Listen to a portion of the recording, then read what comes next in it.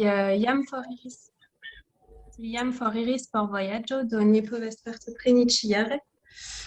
Do li konvinkis min gvidi tiun kunsidon, kvankam mi faris nenion dum la pasinta jaro pro tro da laboro. Kaj do li notis al mi kelkajn aferojn, do mi tamen vidos tion kaj notos la raporton kaj zorgos pri ĉio. Sciante ke mi eble ne estas la plej bona homo por fari taskon, do se iu alia volas gvidi, mi bonvolas lasi mian postenon.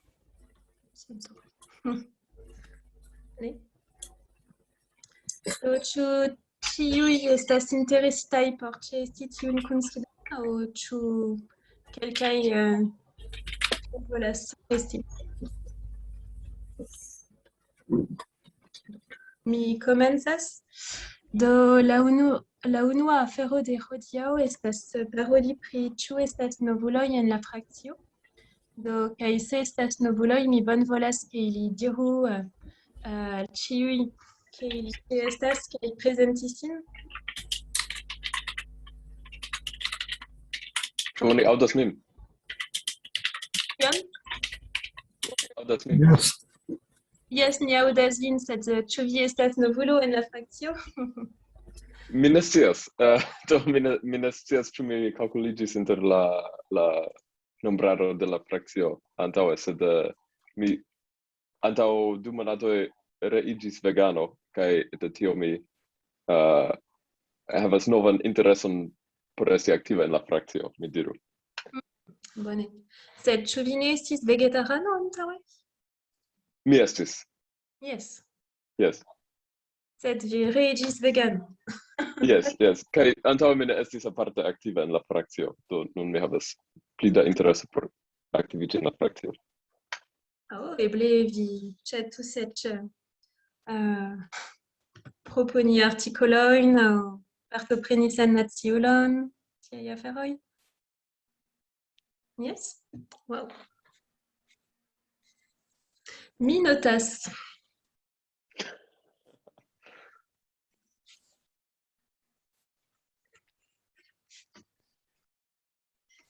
Ĉu estas aliaj homoj?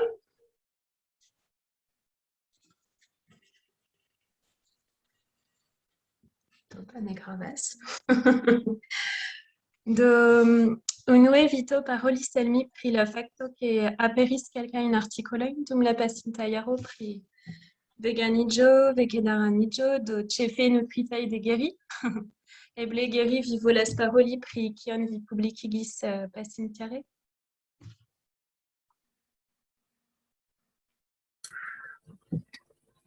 Mi fakte verkis kelkajn aferojn, mi eĉ ne havas en la kapo precize kion mi verkis por sennaciulo, kaj mi ankaŭ verkis ion laste por esperantista vegetarano, ĉar kiel multe vi verŝajne scias, existas asocio de esperantistaj vegetaranoj, TEVA, tutmonda esperantista vegetara asocio, kaj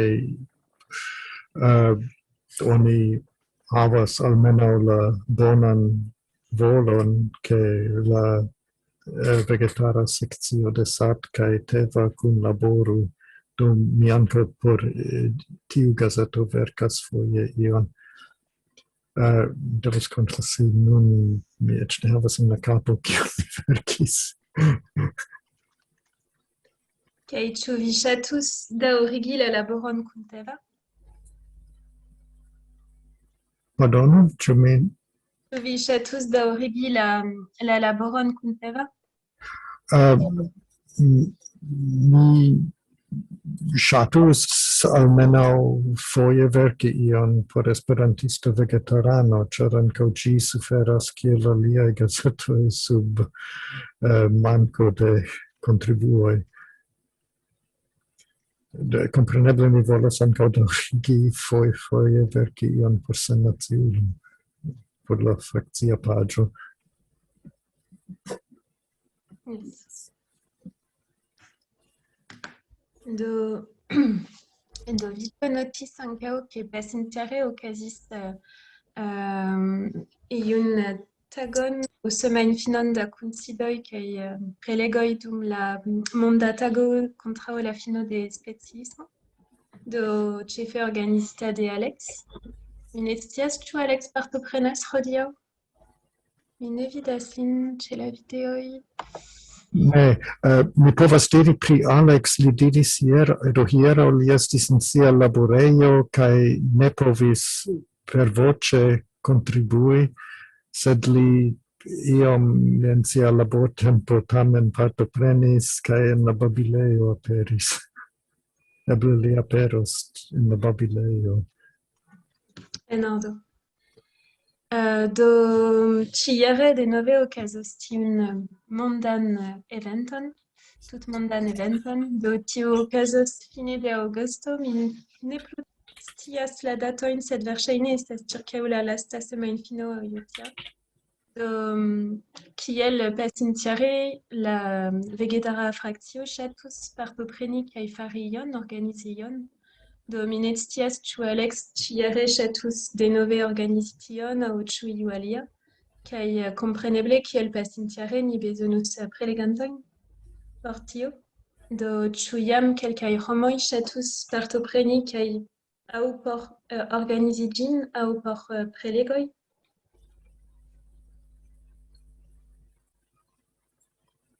Mi vidas la problemon ke mi ne havas multe da tempo por prepari tion. Estas fine de aŭgusto, kaj kelkaj homoj ferios dum parto de tiu tempo. Antaŭ ĝi mi devas ne plani tro ambicie. Do ĉu laŭ vi estas tro malfrue por organizi ĝin ĉiare?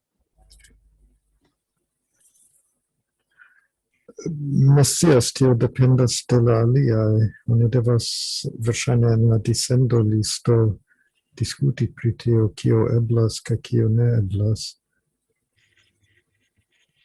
Do ĉe la diskutejo de Discord? Jes, ankaŭ tie. Jes. Ankaŭ tie kaj tra la grupo, tra Yahoo. Google. Google, yes.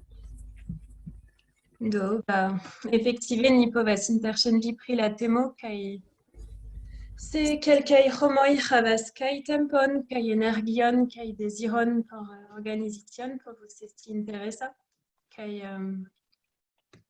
ni povus organizi ion verŝajne pasintjare estis sufiĉe rapide farita. Do Alex tre arde laboris por organizi ĝin kaj trovis sufiĉe multe da prelegantojn en sufiĉe rapida tempo. Do mi ne scias ĉu estus tia energio ĉiare, sed kiel ne. Do ni povas lanĉi diskutojn kaj vidi ĉu estus reagoj aŭ ne.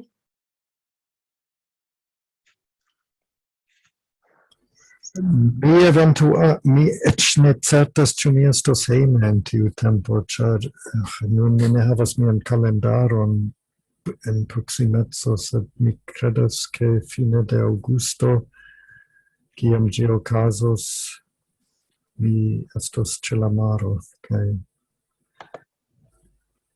per la eta komputilo, kiun mi kunportos, verŝajne ne sukcesos facile ligiĝi. Mi kontrolas ĉe la reto kiam okazos.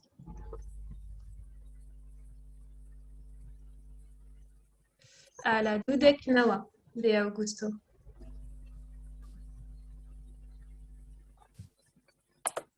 Do mi certe partoprenos se mi povos, sed mi ne certas. Mi certe ne povos. Ne povos?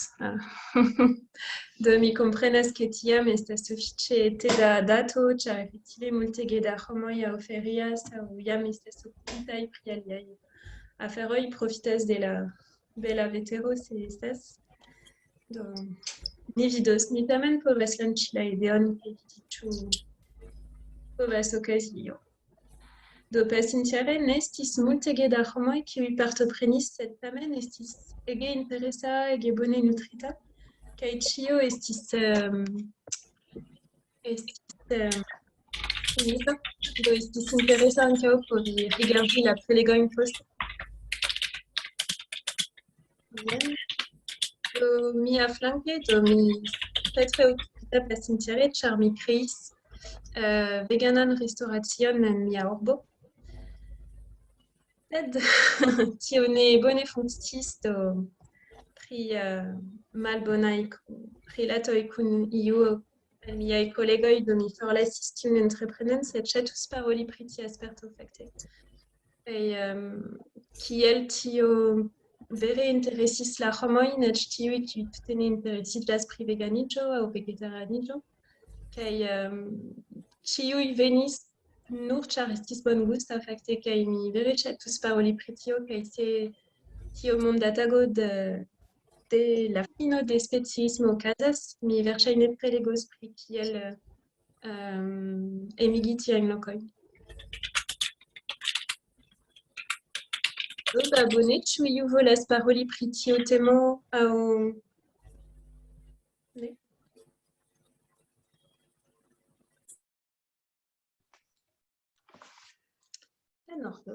Do mi ne scias ĉu ĉiuj scias, sed la vegetara sekcio pasintiere aperigis tiun libron, tiu ĉi libro.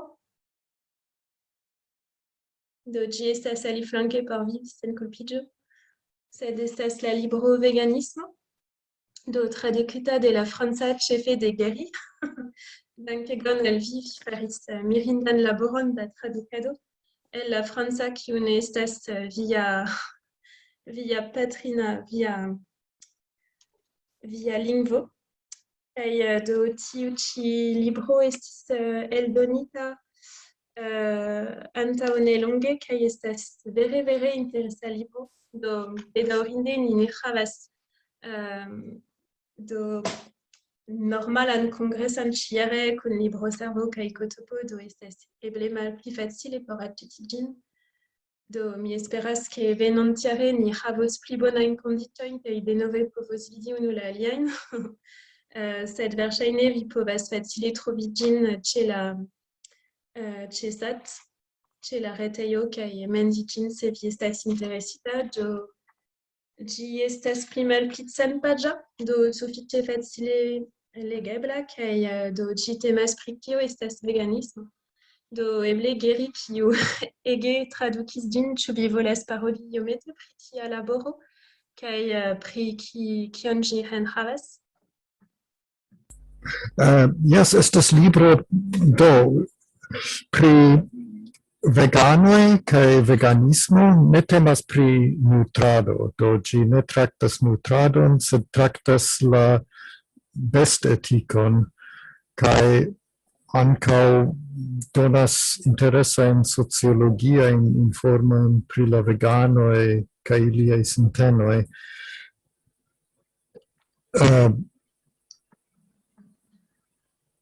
Ja, do ĝi argumentas por la veganismo,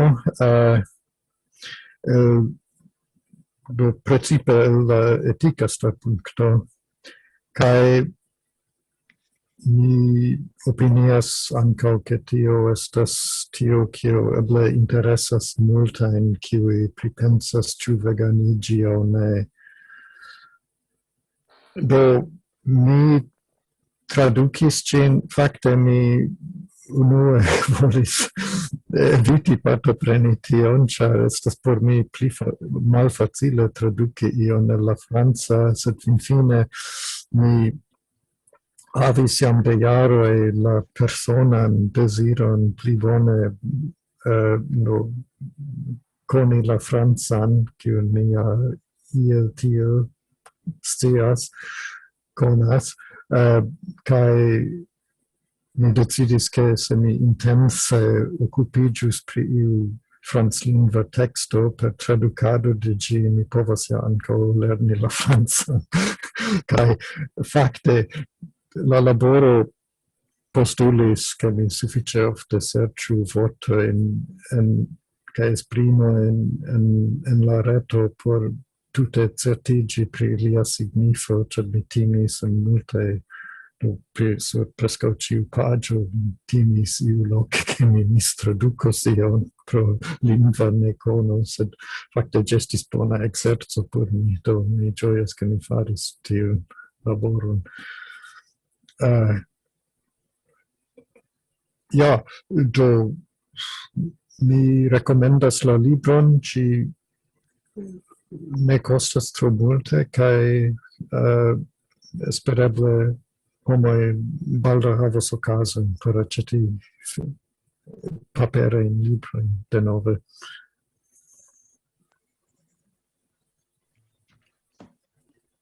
Ĉu estis konsiderata eldoni ĝin bitforme? Do verŝajne ne. Ĉu ĝi estis aperinta tiel? Mi ne priparolis tion ĝis fine. Mi kredas, ke ni sufiĉe ofte rilate al la libroj de la eldon-kooperativo havis tiun diskuton, ĉu eventuale iam eldoni en bita formato, kaj tio estas temo, kiun fakte la eldon-kooperativo devas pridecidi. Do mi subtenas tiun ideon, ke ni eldonu aferojn bitformate, sed samtempe estas ekonomia konsidero. Mi ne scias kiom da homoj ne aĉetos la paperan libron, kiam bitlibro estas havebla, kaj kiel solvi tiun problemon. Do ni konservative decidis eldoni, se mi ĝuste memoras, 200 ekzemplerojn de la libro, do verŝajne ili forvendiĝos sufiĉe rapide, ĉar la temo estas sehr interesa kaj ĝuste nun ĝi okupas multajn homojn. Estas multaj, kiuj ekveganiĝas aŭ pripensas tion. Kaj tiam efektive estus bone se aperus bita eldono. Jes, kaj do estas pli granda afero por diskuti ol kiel ni povus trakti ĉi tie en la vegetara frakcio, sed mi pensas, ke tio estas granda demando en la por la tuta Esperanta eldonado, ĉu ne? Kio okazas se oni ankaŭ donas bitformate? Ĉu oni provu vendi la bitan formaton, aŭ ĉu oni lasu ĝin esti elŝutita kaj eventuale peti donaton, aŭ peti, ke se oni ŝatas, oni aĉetu ankaŭ la paperon? Mi pensas, ke multaj eldonistoj eksperimentas en diversaj manieroj kun tio, ĉu ne? Yes. Do ĉe la eldon-kooperativo fakte estas kelkaj pli malnovaj eldonaĵoj, broŝuroj, kiuj estas libere elŝuteblaj. Kaj mi persone opinias, ke oni devus, ĉar mi ĉiukaze ne profitas per eldonado de Esperanto-libroj, kaj kompreneble la aŭtoroj kaj tradukantoj ne ricevas monkompencon, do ni devus verŝajne disponigi aferojn senkoste. Tio estas ankaŭ demando de demokratieco, ke ni havebligu aferojn laŭeble en formo, kiun eĉ malriĉaj homoj povas disponi, kaj intertempe estas tiel, ke eĉ en malriĉaj landoj la homoj aŭ havas komputilon, aŭ almenaŭ ĉe iu amiko aŭ familiano povas disponi komputilon kaj elŝuti ion. Kaj tio kaŭzus kompreneble ŝoviĝon en la eldonagado, kaj ĉe SAP kaj ĉe aliaj, se oni farus tion konsekvence. Mi pensas, ke ankaŭ ne devas esti, ke oni faru la saman kun ĉiu eldonaĵo.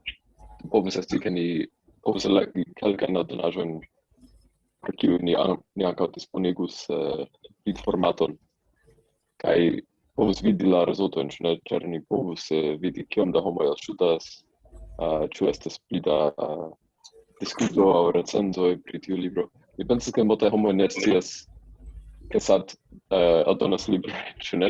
Mi imagas, ke multaj homoj, kiuj scias iom pri SAT, ne pensas pri SAT kiel eldonisto, do eĉ ne scias, ke eldonas librojn, do povus esti interese, ke ankaŭ tiel homoj povus iom pli koni la asocion, ĉu ne?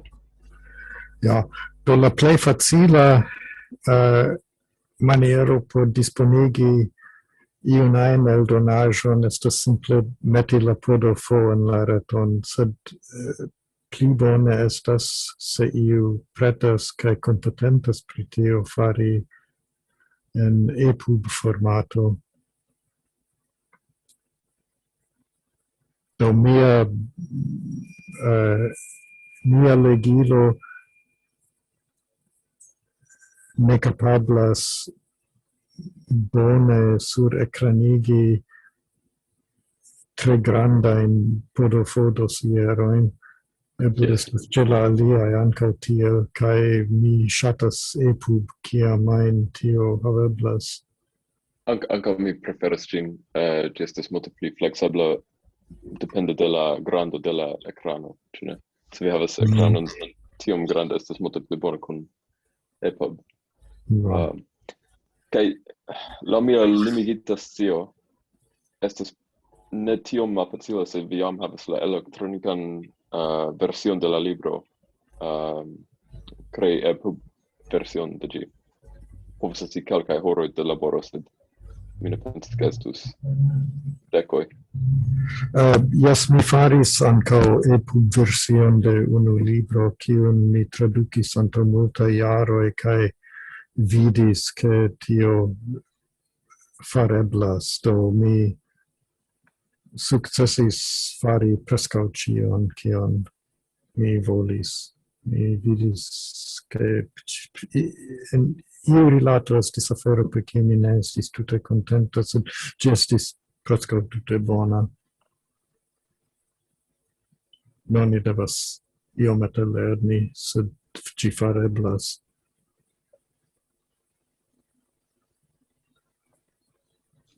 Verŝajne ni povus plu diskuti pri tio, ĉar estas efektive tre bona ideo.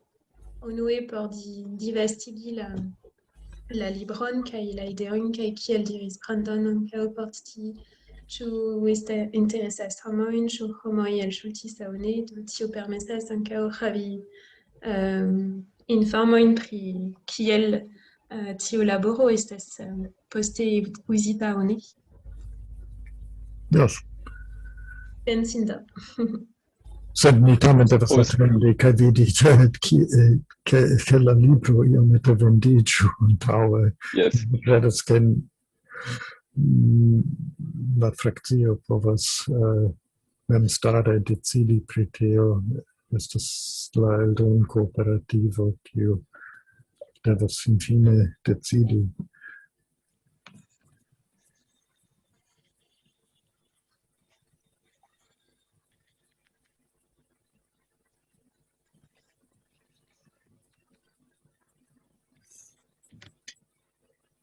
Do ĉu iu alia volas paroli pri tiu ĉi libro? Ĉu homoj jam legis ĝin? Ne. Do ĉu iu alia havas ideon de tradukado da eldonado de aliaj libroj pri veganiĝo, specismo aŭ vegetarianiĝo?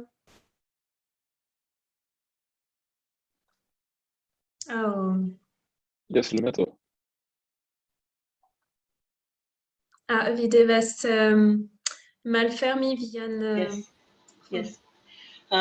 Simple mi povas diri ke eble multe intervicias ni enpaĝigis artikoleton en la sago por prezenti tiun libron. Yes. Kaj tamen mi devas konfesi ke ankoraŭ mi ne legis. Dominé. Mi faros. Do ĉu ĉiuj scias, kio estas la sago?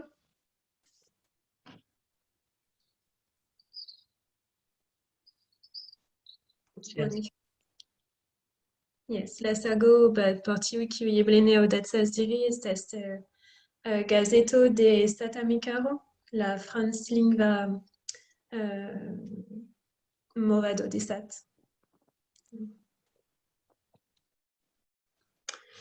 Dankon. Do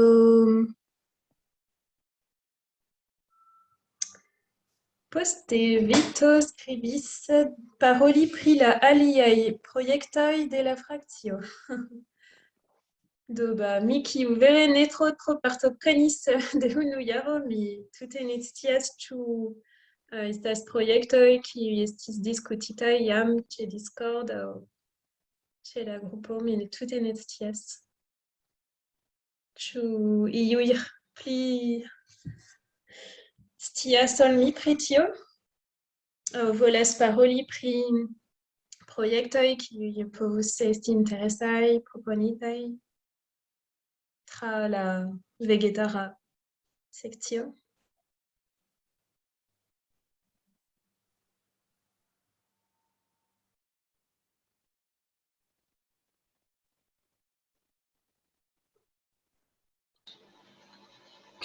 Do estas unu afero, kiu certe estus tre interesa, sed estus ne la plej facila projekto, kaj tio estus trakribri malnovajn gazetojn de SAT, do Sennaciulo kaj Sennacieca Revuo, kiuj estas nun multnombre dum en multaj jaroj, por multaj jaroj disponeblaj en la reto, kaj vidi ĉu estas mencioj pri la siatempa vegetara sekcio, ĉar ĝi ja ekzistis en la 30-aj jaroj, sed mi nenion scias pri la tiamaj satanoj vegetaranoj, almenaŭ mi ne scias pri ili.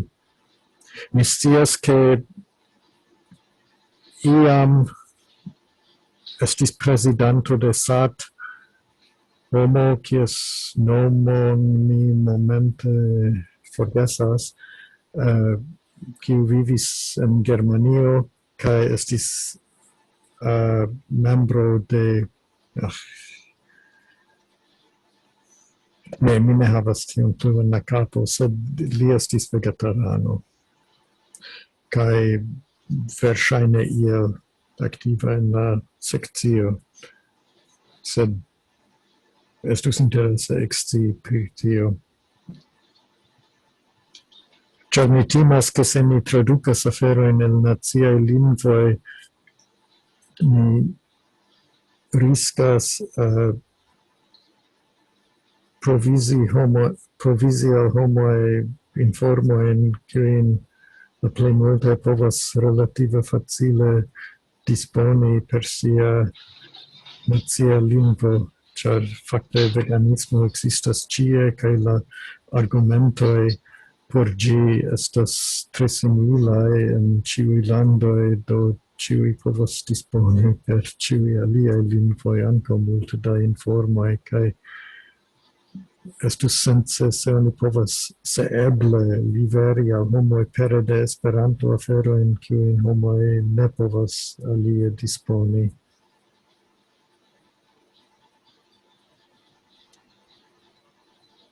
Do ĉu vi jam scias el kiuj fontoj vi trovos tiujn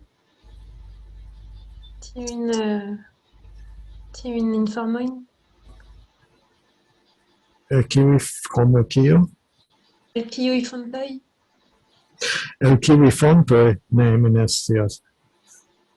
Do ni devas trovi ilin unue. Ja, tio estas nur ĝeneralaj konsideroj.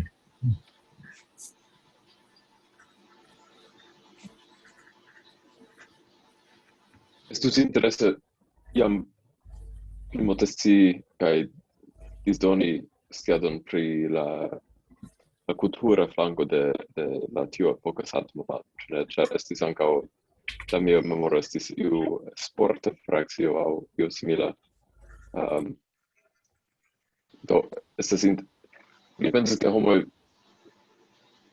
ofte imagas ke SAT estis simple tre politika asocio en tiu epoko. Kaj estas interese vidi ke estis multaj aferoj konsiderate eĉ tiam, ĉu ne?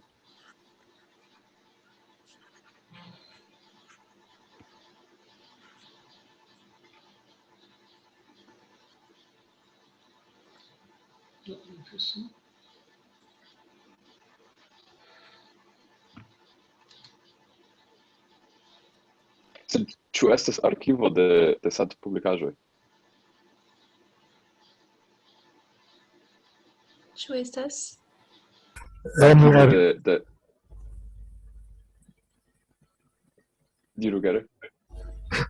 Yes, do estas en la reto, mi credas ĉe la muzeo en Vieno, multe da skanitaj malnovaj SAT-eldonaĵoj, kiujn ĉiu povas disponi per la reto. Kompreneble estas la arkivo en Parizo, do ni devas ja aliri la oficejon de SAT, la sidejon en Parizo, sed multaj aferoj estas intertempe skanitaj kaj troviĝas en la reto.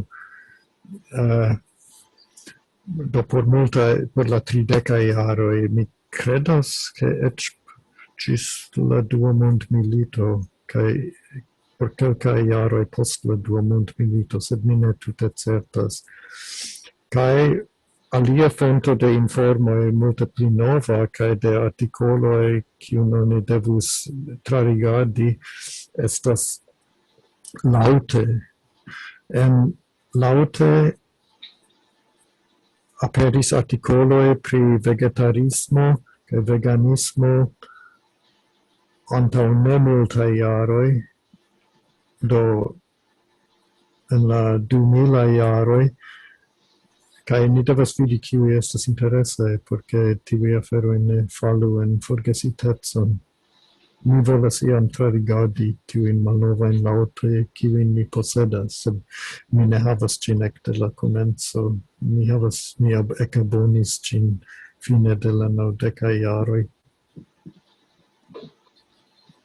Povas skribi ĉe la diskutejo la nomon de tiu Laŭte? Ĉu vi povas skribi ĝin por mia raporto, ĉar mi tute ne konas. Yes, Laŭte.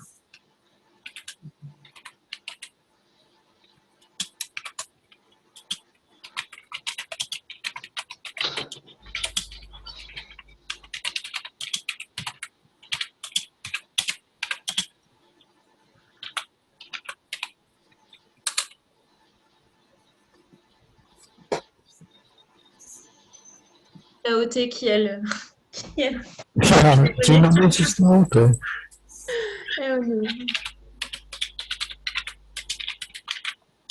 Kaj kio estas skribo? Mi skribos. Skribo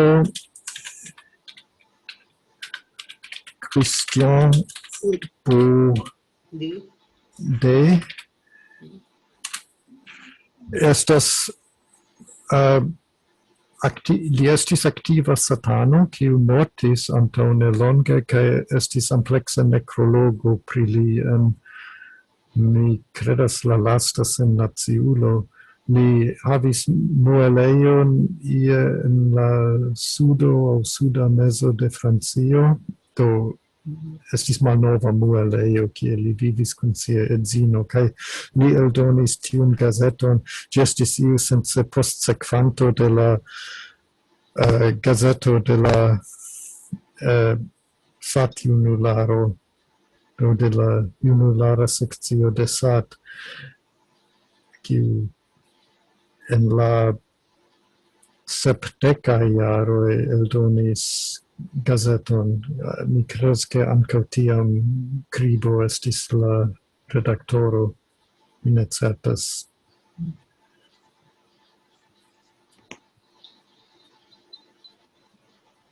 Kaj tiu laŭte estis liberes prima revuo, do estis multe da disopiniecoj kaj interesaj diskutoj. Mi jam menciis tion rilate al sennaciismo, sed ankaŭ la temo vegetarismo aŭ veganismo estis traktita tie de diversaj homoj.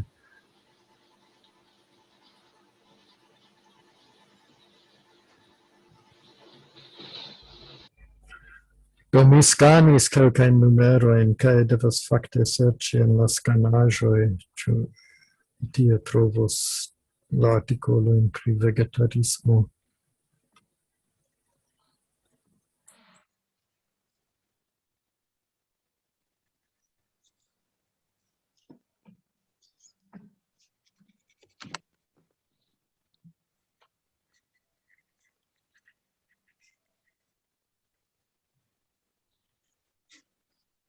Ĉu iu volas aldoni ion pri tia temo?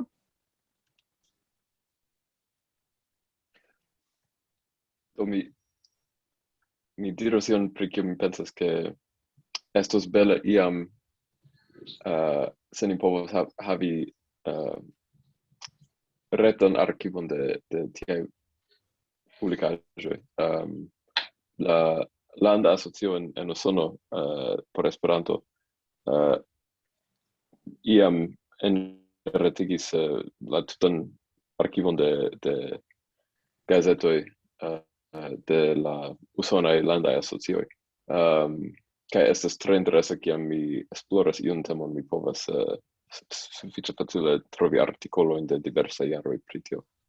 Kaj do mi komprenas, ke tio postulas multege da laboro, kaj tio estas afero por kiu mi ne nun pretas, kaj mi ne volas volontuligi aliajn, sed mi pensas, ke estus interese pripensi tion por la estonteco kaj eventuale fari ĝin kun teama kiel teama projekto.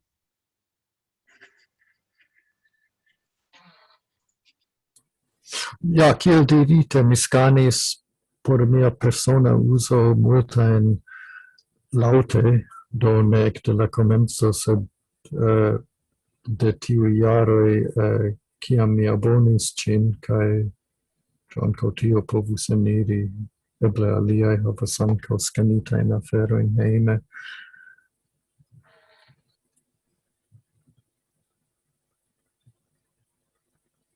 Mi ĵuse enmetis ligilon en la babileo, por ke interesatoj povu vidi kiel tio aspektas.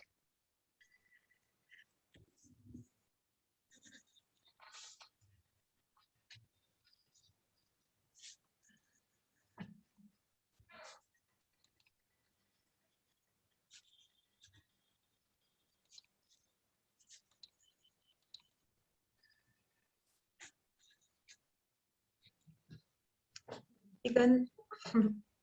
Do efektive tio povas esti unu el la laboradoj kiuj povas esti faritaj inter du kongresojn per la vegetara sekcio. Do krei teamon kaj do laŭ la parolantojn ankaŭ eble, ĉar se estas ekzemple tiaj fontoj estas nur en Esperanto, ĉu ne? Pri kiuj vi parolis vegari. Yes. Do Yes. tio faciligas la aferon, do poste restas enretigi, do iomete koni pri informatikaĵoj kaj kotoko, sed laŭ mi tio facile troveblus. Nun la afero estas trovi homojn kiuj havus tempon, energion, kotoko kiel kutime. Sed ni povus proponi tion efektive. Bone, mi rigardos kion mi havas, kaj mi devas kontroli, ĉu efektive en tiuj malnovaj numeroj estas en tiuj skanaĵoj estas la artikoloj, pri kiuj mi pripensas.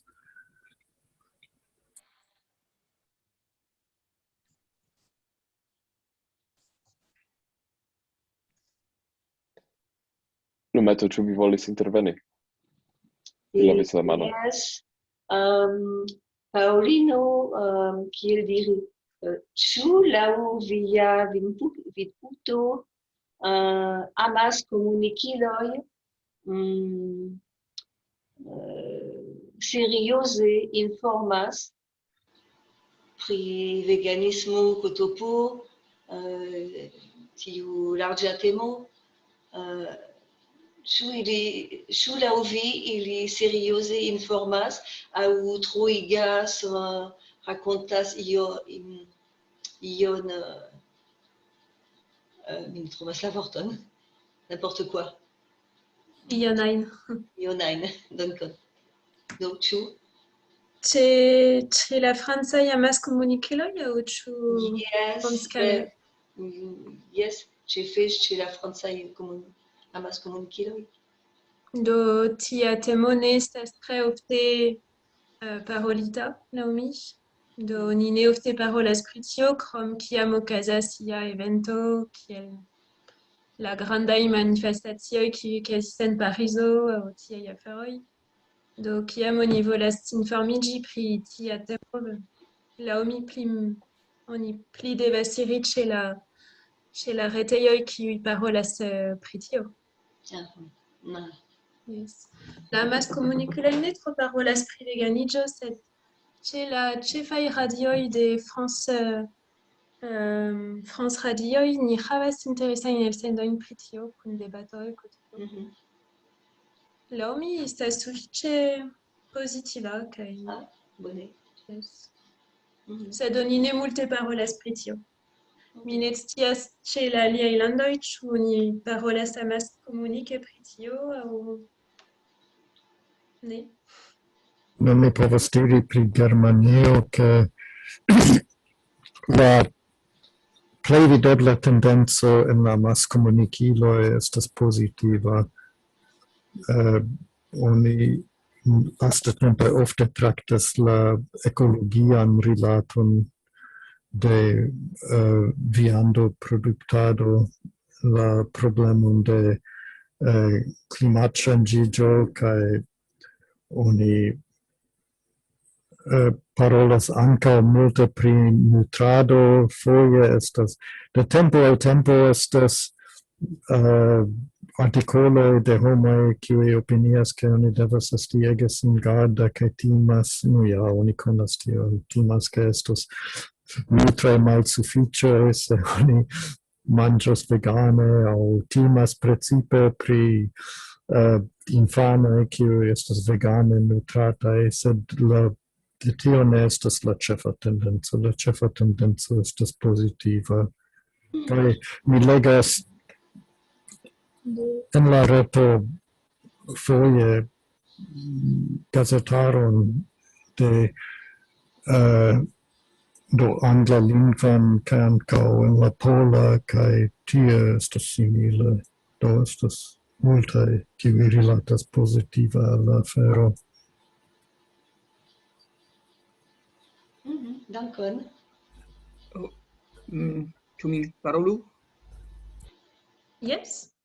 Do mi povas kontribui per relative freŝa traktado de afero kiu fakte en Hispanio, kiu fakte tuŝas la plej altajn nivelojn de la politiko.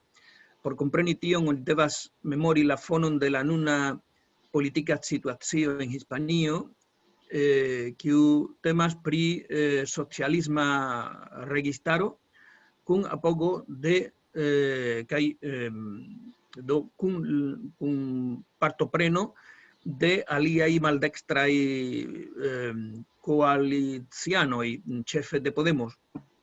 Unu el tiu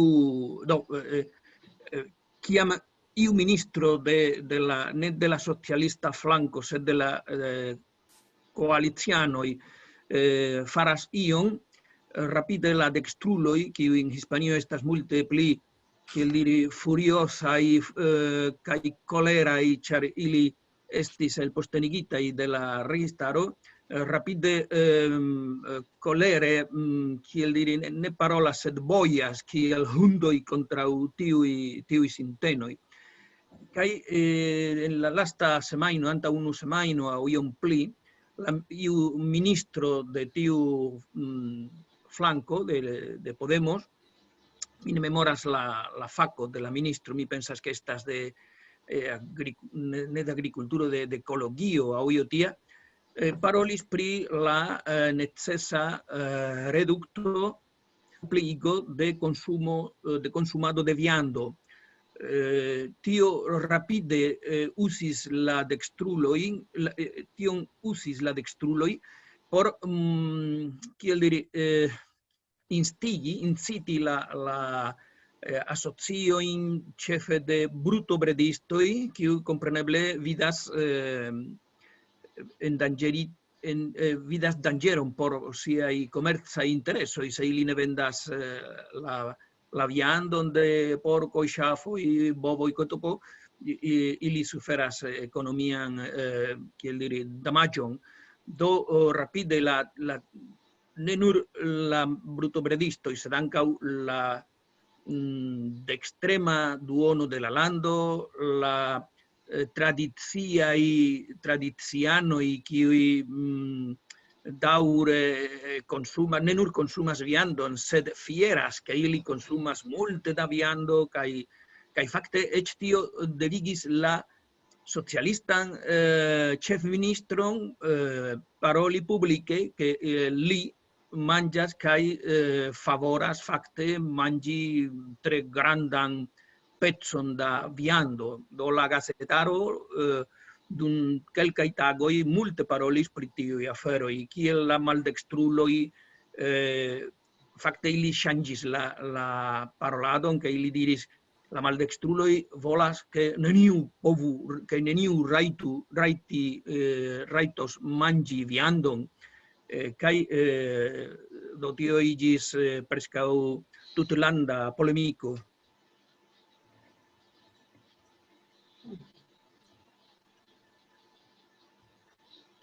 Ĉu la polemiko finiĝis aŭ ĉu ĝi daŭre ekzistas? Mi supozas ke neniam, ĉar ĉiam estos homoj kiuj deziras, mi mem ne estas vegetarano, mi manĝas viandon, sed klopodas manĝi malpli kaj malpli, kaj ankaŭ tio fakte estis la mesaĝo de la ministro, sed la dekstruloj ŝanĝis, eble ne tiom pro kiel diri, manĝo sinteno, sed pro politikaj deziroj kontraŭi fakte ne kontraŭi tiun ministron, sed la ĉefministron. Ili parolis kontraŭ Sánchez, la ĉefministro, kiu akceptas tiajn maldekstrajn ministrojn ĉe li, kotopo. Sed mi supozas ke tio neniam finiĝos, ĉar ĉiam estos karnovoruloj kaj vegetaranoj. Estas nur tendenco en la estonteco. Mi deziras ke pliiĝu la vegetara flanko kaj malpliiĝu la karnovorula flanko. Mi pensas ke tio estas la sinteno ĝenerale en la socio, same kiel de antaŭ kelkaj jardekoj pri la fumado, ĉu ne? La fumada flanco malpliiĝas kaj la kontraŭ fumada pliiĝas, mi kredas. Ja, se mi povas diri iom pri tio, en Germanio estas kompreneble similaj diskutoj. Estis lastatempe fakte estis iu malmulte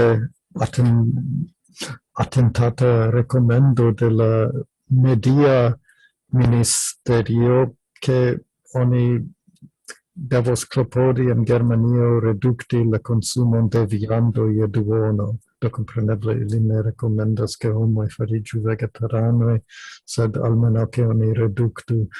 Kaj tamen la divido do estas divido en la registaro mem, ĉar la ministrino de agrikulturo ĉiam subtenas tiujn bestobredistojn, kiuj volas produkti kiel ĝis nun. Do unu ministerio tiel kaj la alia, la media ministerio alie.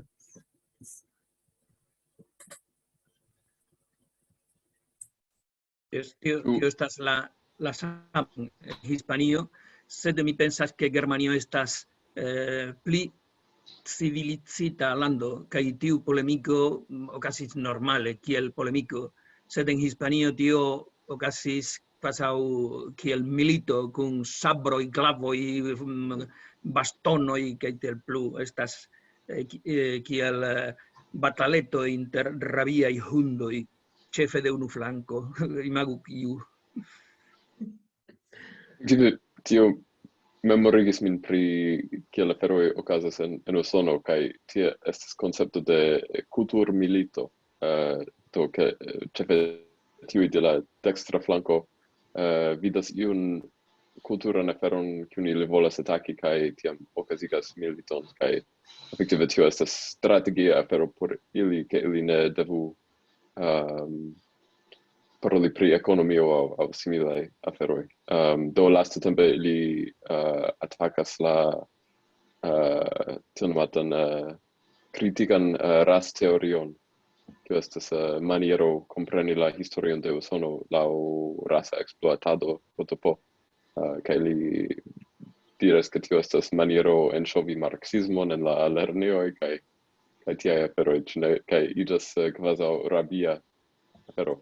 Kaj tio, kion vi diris pri kiel oni faras en Hispanio, memorigis min pri tio, ke mi iom scivolas, ĉu tio estas tradicia maniero tie aŭ ĉu oni iom eksportas tiun manieron de Usono kaj vendas ĝin al aliaj landoj. Fakte en Hispanio la polemiko ekzistis delonge, sed nuntempe pli akriĝis nur pri tiu preciza kunteksto en kiu estas maldekstra registaro kun pli dekstraj aliancanoj, do estas kvazaŭ iomete maldekstrigo de la maldekstra registaro, kaj de la alia flanko la dekstruloj ankaŭ iĝis pli dekstremaj, ĉefe ĉar ili devas konkurenci kun la faŝisma nova partio Vox, do ili devas montriĝi ke ili estas tiom radikalaj aŭ eĉ pli radikalaj ol la faŝistoj mem. Do la nur kultura polemiko kiel manĝi viandon aŭ ne manĝi viandon aŭ manĝi malpli da viando, tio kiu ne devus esti tiom politika, politikiĝis, politikeĝiĝis acre pro tiu kiel diri kadro de la nuntempa politiko kaj registaro kaj kontraŭregistaro.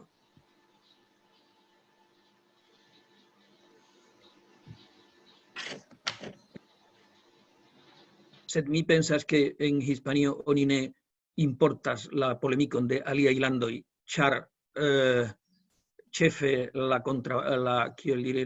karnovorula flanko scias ke tiusence Hispanio estas malprogresa lando kompare kun aliaj landoj de niaj ĉirkaŭaĵoj kiel Francio, Germanio, ĉefe Italio, Britio kaj tiel plu. Do ili ne volas, kiam ili desiras, ili comparas sin kun vidu ke en Germanio kaj en Suedio kaj tiel plu. Sed por tiu afero ili ne comparas, ĉar ili scias ke ili ne sukcesus en tiu komparo.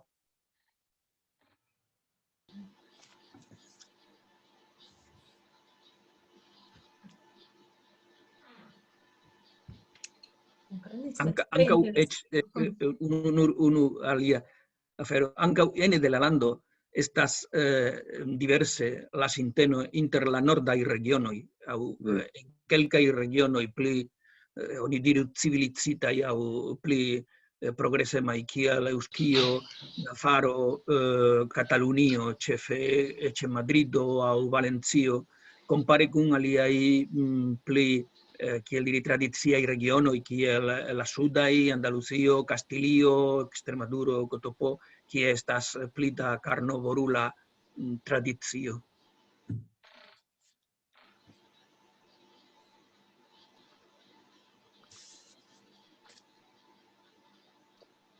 Do mi scias ke ni havas malmultajn minutojn ĝis la sekva programero. Yes. Do mi volis konkludi. Sed do ni povas daŭrigi tiajn diskutojn kompreneble ĉe Twitter kaj ankaŭ ĉe la Google grupo. Kaj do mi volis scii, ĉu iuj ne ankoraŭ konas tiajn mediojn kaj volas aliĝi al la vegetara sekcia grupo, ekzemple ĉe la retadresejo. Ĉu iuj ne konas tiun adresejon aŭ deziras aliĝi al ĝi por diskuti?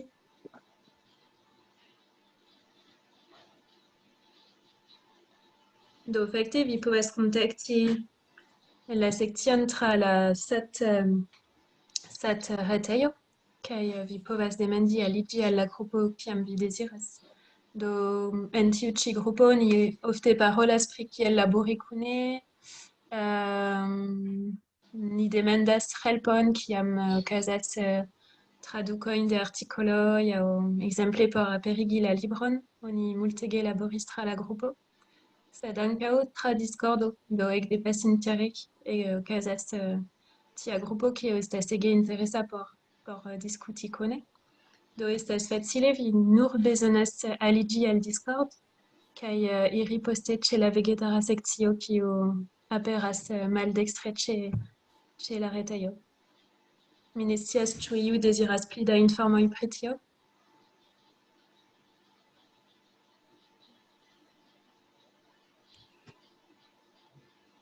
Do restas unu minuto. Ĉu iu volas aldoni ion por konkludi aŭ ĉu estas en ordo por vi?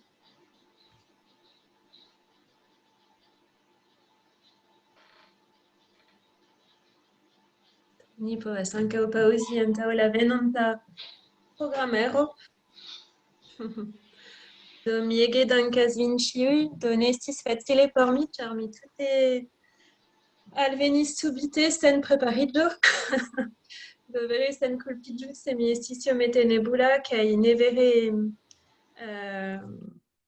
vere bone zorgis pri la sekcio dum la pasinta jaro. Do mi ŝatus pli partopreni por la jaro kiu alvenas, fakte. En ordo.